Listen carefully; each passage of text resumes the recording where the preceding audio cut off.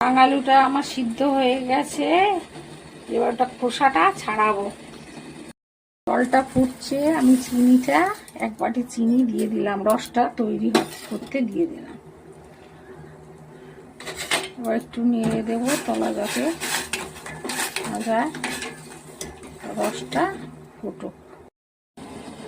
রাঙালুটা চটকে মেখে নিয়েছি, ওর সঙ্গে আমি 1 হাতা ময়দা আর 1 হাতা ময়দা দিয়ে দিলাম, একটু খাবার সোডা দিয়ে দিলাম, অল্প করে একটু দুধ দিলাম।